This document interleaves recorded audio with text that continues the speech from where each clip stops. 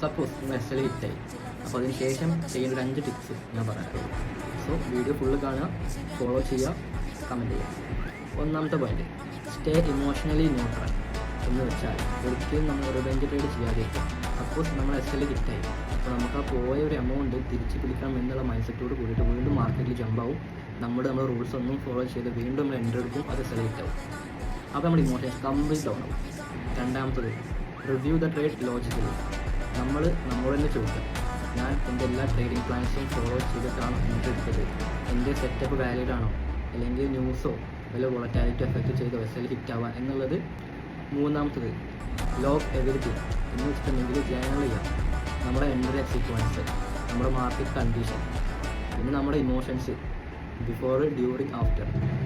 നാലാമത്തത്, don't move your stop loss. എന്തെന്നെ സംഭവിച്ചാലും SL വെച്ചോട്ടിന് മാറ്റരുത്.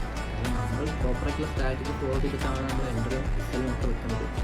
ഓക്കെ, അപ്പോൾ അത് മാർക്കറ്റ് അടിയിലേക്ക് വരുന്നുണ്ടെന്ന് വെച്ചിട്ട്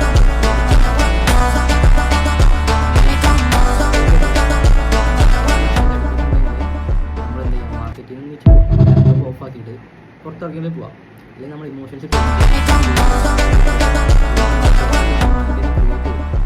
നമ്മൾ വീണ്ടും എൻട്രി എടുക്കും, അങ്ങനെ നമ്മൾ ക്യാപിറ്റൽ കംപ്ലീറ്റ് വശം.